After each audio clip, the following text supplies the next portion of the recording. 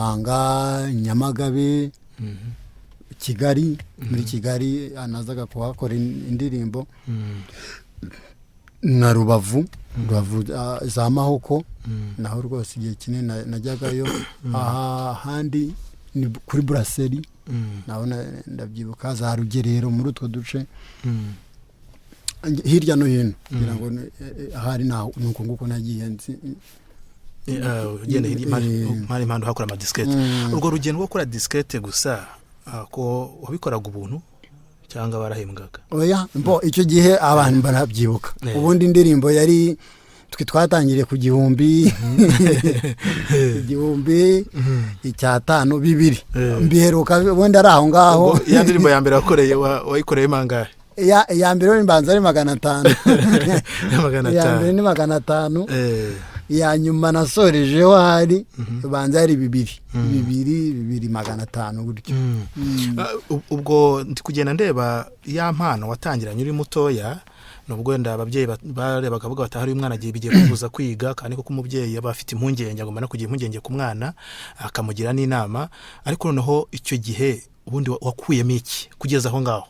Kuko tubaza no kugera muri production naho kugejeje n'ibyo wagezeho, ariko icyo gihe hari icyo byakumariye mu buryo buri materiel bufatika cyane. Urumva byageze nyuma ntangiye nko mvuye muri cycle nava ko inferieur, wenda ngiye noneho muri section ngeze mu wa 4, nko urugero rwa hafi, wenda ntarajya no mu by'ama disquette, wenda aho hirya no hino bampaga amafaranga, ngiye wenda no muri nko muri icyo kigo nigagamo, nahise mpagira n'umugisha kuko cyari ikigo cya Gikristo, habamo abaririmbyi benshi, habamo ibintu by'ivuga butumwa, mitangira n'umugisha abantu bo muri Tebe, abantu ababatista bo kuri Iberi Kabaye ndabasuhuje cyane, Imana umugisha, baramfashije cyane, umuryango wa Pasteur David, umuryango wa Regional Muzehe Semirama, Imana umugisha cyane, baramfashije muri icyo kigo, kuko nibuka ko bamfashije igice kimwe, nkishyuramo igice kimwe, ndibuka ni minerval n'atari restauration, ibindi bakabyishyura. Urumva ko icyo ngicyo ubwabyo ni inyungu zari zivuye biturutse ku muziki, biturutse ku muziki, nawe bacurangiraga. Nanjye narabacurangiraga, none bakanyishyurira igice kimwe, nanjye nkishyurira ikindi. Nyuma byageze na nyuma njya kuba aho kwa Pasteur David, turabana, urumva ibintu bya charge zarisa nizigabanutse nta kiri muri interina. Ibyo byose ni inyungu za ngaho mu muziki, kandi n'ababyeyi byaheze nyuma, wenda bya bindi bambuzaga baza kubona ko vraiment harimo umumaro, kandi hari imikimana iri gutegura. Noneho reka twinjire muri kuba mu producer mu buryo bw'umwuga. Wabitangiye ryari nyirizina? Wabuye ku mwaka wavuga ngo natangiye kubishyiraho umutima no kubyinjiramo? Wenda mvuze gatoya nkiri aho mu madiskete, wenda kugira ngo mbihuze na production, nyira aho ngaho byageze nyuma nkirangiza kwiga za 2009 na 10 gutyo, 2009 noneho hahandi najyaga gukora indirimbo cyane cyane Muhanga, biza kuba ngombwa ko abantwara njya kubayo, njya kuba Muhanga muri korali Basafiri, Imana bamugisha nabo. Hanyuma aho ngaho ndi Muhanga, ngira ngo Muhanga yegeranye na Kigali, byaramfashije cyane kuko hari inshuti zanjye zabaga hano i Kigali, nka producer Sam yaramfashije cyane, kuko icyo gihe nubwo nazaga nje gufata ama disquette hano i Kigali, ariko naranyarukaga ngasura nabo bashuti banjye, hanyuma nkabagezaho icyo cyifuzo cyuko nshaka kwiga production. Kandi na mbere yaho aba producer bose nari mbazi, ngira ngo hari banza ari kuba muri ibyo bintu bya muzike, numvaga mbikunze. Aba producer bamwe urumva nibyo twagendaga dukopera, ukabuzi amatushe y'aba producer, ukumva numvaga mfite inyota, mfite inzozi zo kuzababona byibura, cyangwa nanjye nkaba producer. Ko ndibuka rimwe rwose nsaba Imana ngo izangeze muri studio kugeramo byonyine. Hanyuma biza kurangira hari korari nsabye kuyifasha kujya kuyicurangira muri studio turagenda turaramo noneho ntabwo wageze mu gusogo nayirayemo bisabye gito iguha byinshi ima byinshi Imana ishimwe cyane kuko imenya ibyifuzo byacu hanyuma rero navugaga aho ngaho ngeze Muhanga nibwo naje kuza i Kigali mpura na producer Sam nza kumubwira icyifuzo cyanjye hanyuma ambwira ko afite umushuti we kandi ukeneye umuntu wo kumufasha kuri icyo gihe yari arimo ategura ubukwe ni producer Daniel nawe ni inshuti yanjye turabana no muri korari vraiment yaramfashije cyane muri korari Siloam Imana imuhumugisha hanyuma Daniel nza gutungurwa nuko nasanze yaranze yaraza amakuru yanjye kubera ko za ndirimbo harimo nubwo wenda twavuze ku by'amakorari cyane nafashaga hari abahanzi b'i Kigali nafashaga nabo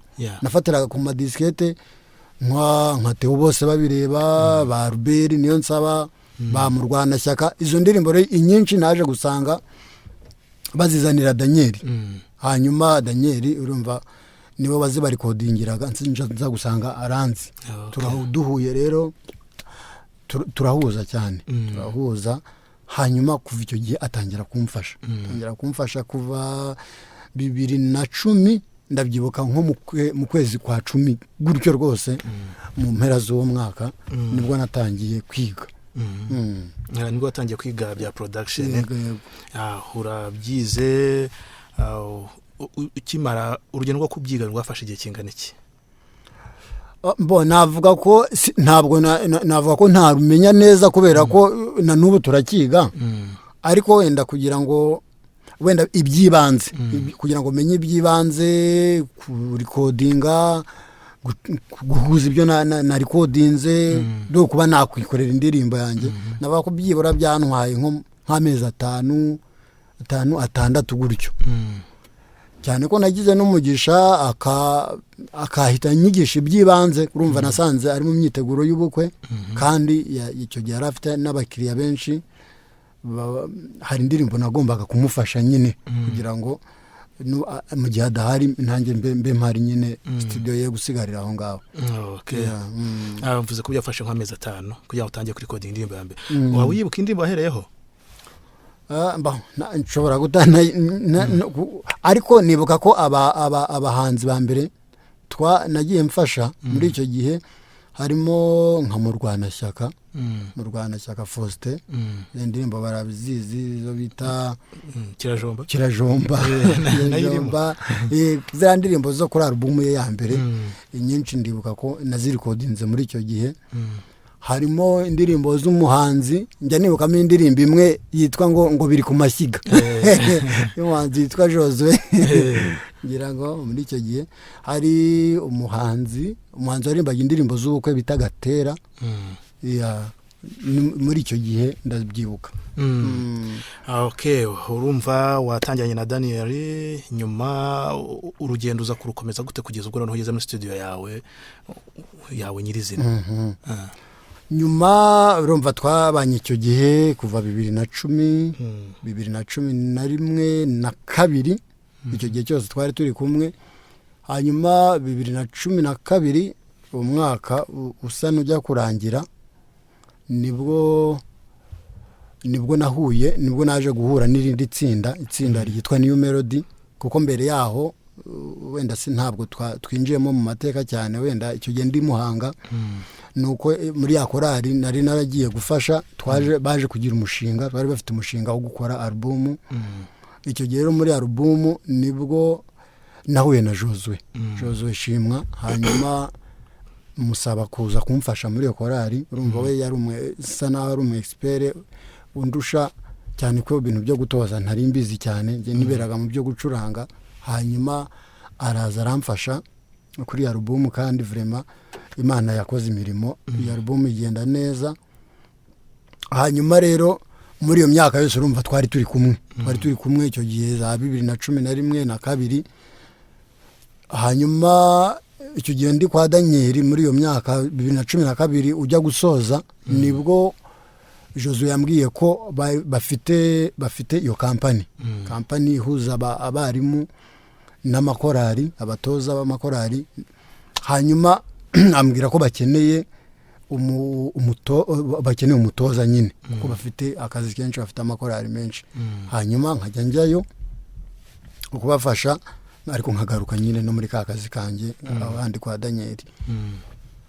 Biza kurangira aho kuko studio yari ifitanye amasezerano na New Melody, yari producer master, birangira akazi kamubanye kenshi. Urumva amakorari hafi menshi New Melody yari ifite yose yagombaga kujya yose ajya kwa master. Hanyuma abaye menshi barambira atari ko nta mpamvu yo gukomeza uri hano muri training kandi muri production harimo ikibazo. N'ubundi urumva nidukora indirimbo tukazikosora, amakorari akazijyana, ariko zirahura n'ikibazo cyo gutinda amasezerano ya korari nayo tuyice. Hanyuma birangira ngiye gufasha master. Kuri nje byari umunezero ukomeye kuko master nyine yari kwa kundi uvuga ngo umuntu niwe uri kwigiraho. Urumva nubwo nabaga ndi kwa Daniel vraiment ibyo yampaye kandi nabyo byangiriye umumaro, ariko hari ukuntu ubona ukabona uracyakeneye gutera imbere, urakeneye kwaguka. Rero birangira ngiye kwa master.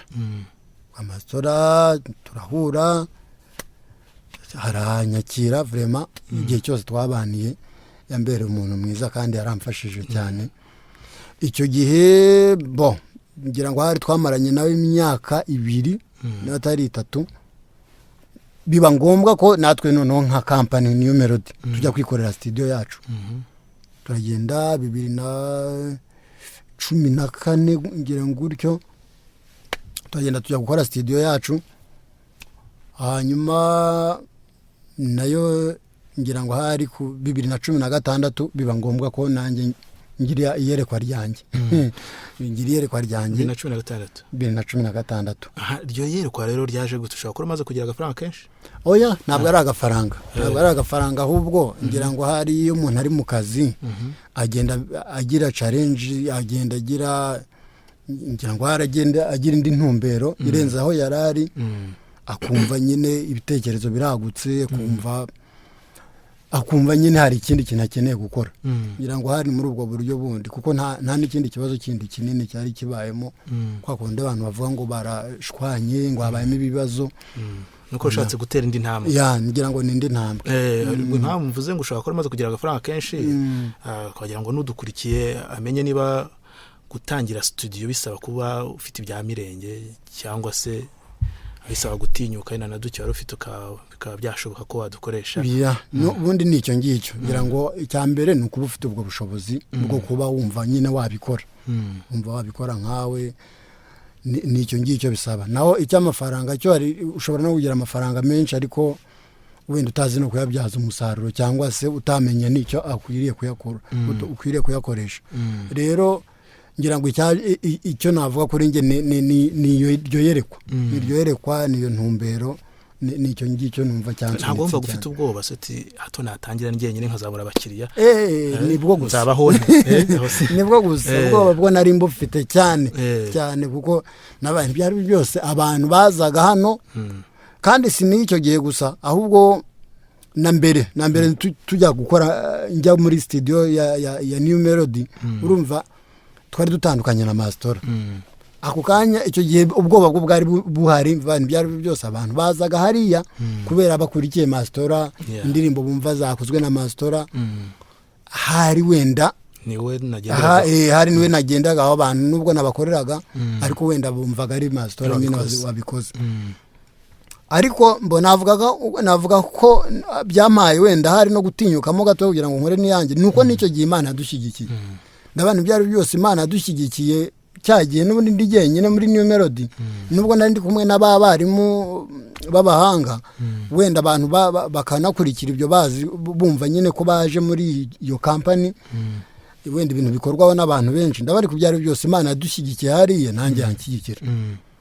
ngira ngo nuko nguko ariko ubwoba bwo bwari buhari rwose bwari buhari kandi ntekereza ko romaze no kubaka yena nakwaje igihe wubakiye ushobora no kugikomozaho igihe watangiriye kugira umuryango kuba mariye icyo gihe watangiye ryari mbere wubatse rya rubunduka ukubaka ni 2014 bishatse kuvuga ngo watangiye studio maze imyaka 2 wubatse yego kuko 2016 avuga uti reka nshire ku bwoba udafite ubwoba kuzabura y'inzu cyangwa umugore avuga ati ibi nibi ubibure urashika ubwo burinjira yego aho ngaho rero tugeze aho wabwira iki kuko ibi biganiro byacu binagamije no gutinyura n'abantu munakumva ko adahera kubiremereye gusa kajya hera no kubitoera ukagera n'ahantu hakomeye ashyikiwe n'Imana wabwira iki umuntu hari umuntu akorera nk'umushahara gahora igihe cyose aganyaganya yumva bitamuhagije akumva afite n'ubwoba bwo kwikorera yego no kwatsika kwikorera uwo wamubwira iki avuga ati nagenda na twatuniboneraga tugakama wa mugani wa sebwugu gukera muri primaire bari secondaire yabatwigisha mu bya sebwugu bagiye akavuga akajya gutobora kugira ngo haze byinshi ibyo afite bigakama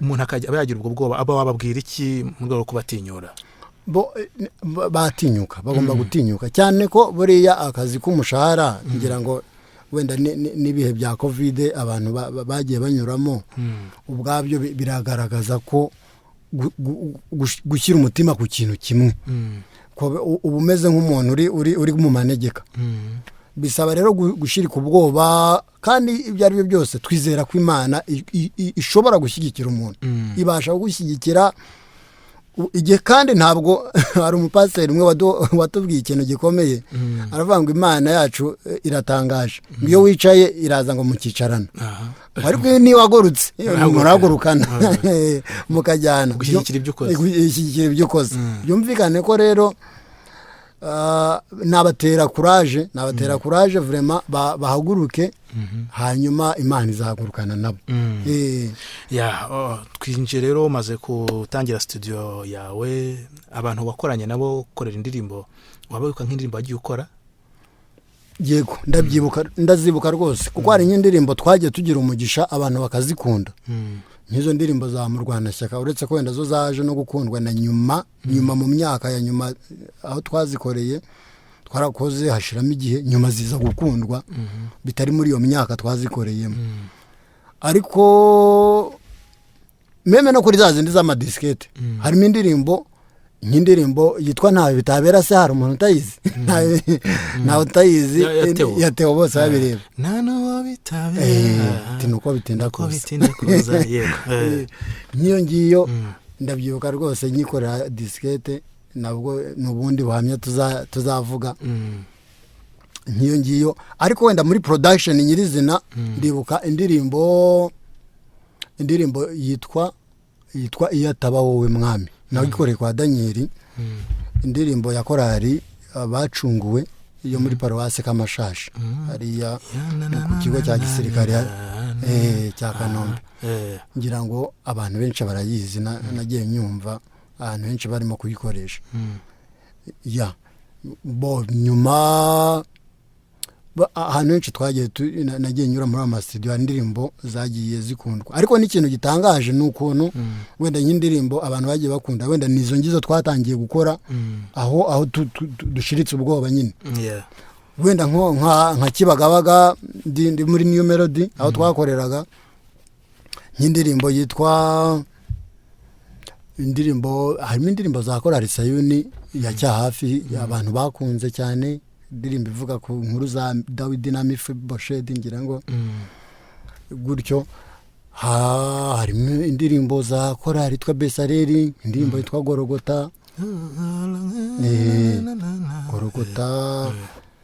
indirimbo za New Melody ibintu muze dushime muze dushime izina amazina yacu hari ni nyinshi na Jova Jire ngira ngo arizo wagiye ukora zabo Jova Jire zo harimo zimwe twanakore kwa Mastora ngira ngo wenda hari umuntu azategura urutonde neza umuntu agenda azivugaho nyirizina ubundi ni iki ubwo ndi kuyinjira no mu ibibazo bimwe na bimwe ni iki cyatumaga bagukunda niki cyatumaga ukundwa, niki cyatumaga ibintu byawe bikundwa, niki cyatuma umuntu ubundi ariko undi iyindi studio kuyijyamo akazamo yawe. Ikibazo bajya babaza umuntu agiye gukora ikizami ngo niki wumva gituma ukwiriye kuba umukandida mwiza kurusha abandi, cyatuma uhabwa aka kazi. Ubundi kubwaho ukurikije ukuri uko uteye, niki cyagiye gituma ukundwa nakakugana n'indirimbo zigakundwa, niki cyatuma umuntu areka ni studio akazamo yawe? Umwihariko wanjye ngira ngo hari wenda cyasa n'ikibazo kigoyeho gatoya, ariko kandi wenda mu magambo makeya nuko mpuza ibyo ndi gukora wenda n'ubuzima bwanjye bwa buri munsi. Reka mbivuge gutyo wenda muri aya magambo nuko urugero niba tuba mu rusengero tuzi mu by'ukuri korali iririmba gutya, wenda ngije mu buryo buri tekinike ndaza no mu buryo buri spirituel mo gatoya. Tuzi ko korali iririmba gutya, amajwi ya korali agomba kuba ngana gutya, umuziki wa korali ugomba kuba umeze gutya, ugomba kuba ugizwe n'ingoma n'amagitari. Urumva icyo ngicyo ni ikintu twakomezaga dutekereza ho buri gihe, tugatekereza umuntu abibamo n'ubusanzwe. Kumva iyo myaka yose nabaga mfite korali ndirimbamo. Rero ngira ngo hari wenda umwihariko wanjye nuko nahuzaga ubwo buzima bwa korali nkabuhuza nuko isanzwe iba ikora mu buzima bwayo bwa buri munsi. Niba ari amajwi menshi tukafata amajwi menshi, niba ari umuziki tukashyiramo ibikoresho byose nyine by'umuziki ku buryo umuntu yumva umuziki atari wa studio cyane ngo yumve nanone niba ajya mu rusengero kubisubiramo bumve biratandukanye. Kandi hagati aho ngaho twahise tugira n'undi mugisha, ngira wenda nsubiye inyuma gatoya aho ngaho turi Kibagabaga, nuko twaguye uburyo twakoragamo mbere. Ingoma twayikoraga ariko ukumva biracyegere n'undi diskete, kumva nubwo yego twongeyemo amagitari ariko ukumva biracyayegera diskete kubera ingoma twakoresheje piano. Rero nyuma tuza kugira indi ishurirwa, nubwo ryari risa n'irigoranye kubera ibikoresho byari ntabyo, hafi ya ntabyo, ariko tugira iyerekwa ryo gukora live. Nubwo vraiment byari biri hasi biciriritse, ariko turabati reka twiyangaje tukore bino bintu. Ngira ngo nacyo cyabaye ikindi kintu gikomeye, kuko urumva abantu babaye nk'abakangutse, barabati burya ya muzike dukora mu rusengero tubasha guterura tukayizana no muri studio igakorwa terke. Wenda ubwo n'uburyo buri tekinike nari mvuze wenda by'umwihariko. Ngira ngo wenda hari ubu ngubu bwo n'abandi basigaye babikora ibyo biri live, nabyo ni ikintu cyo gushimira Imana kuko muzike yo mu Rwanda nyine yagutse. Ikindi ngerageza gusenga Imana nyine, asenga Imana nkayereka ibyo turimo dukora. Biza ngo barakubeshyera, nabo njye numva bavuga ngo Leopold ngo akunda gusenga, nzi ko bari ndi bukoze ntawo ntibakubeshyera. Komeza. Ntabwo bambeshyera, nagize n'umugisha nkundi gusoma ijambo ry'Imana. Ndagusoma ijambo ry'Imana, hanyuma Imana ikagenda inyobora nyine. Ko gusenga se aricyo bimarira abakiriya bawe cyane, birakimara nubwo ntabizi wenda kuri bo, ariko abagerageje kubikora bagahuza ubuzima bwabo n'indirimbo bigira umusaruro kabisa. Kandi urumva nawe yo ukoze ibintu tekinike we kwabisengeye nasohoka biryoshye kandi cyane rwose. Hari umuntu umbwira ati ngiye indirimbo, ati narayumvise inkora ku mutima, ndarira, ndiramfasha, ndihana, cyangwa nari nasubiye inyuma ndongera Imana insubizamo imbaraga bivuye kuri ya muzike. Urumva ntabwo ari ikintu cyapfa kwizana gutyo gusa. Urumva ni ikintu gisaba kuba ukuboko kuwiteka kukuriho. Aha ni ikintu cyiza cyane. Ku bijyanye n'ibiciro, mujya mugira igiciro kiri fixe ku ndirimbo cyangwa mukiriya yaje murumvikana? Tugira ikiri fixe, ariko nyine nanone tukumvikana. Ntabwo nanone tuguma ku mafaranga ngo umuntu usange nanone tumubujije gukora ivugabutumwa, cyane ko nubwo aba ari indirimbo umuntu aba arimo gukora, ariko arongera akanamenya ko ari n'ivugabutumwa ari gukora, kuko tuzi umumaro w'indirimbo, buryo indirimbo zigera kure kandi nazo zigakora umurimo w'Imana.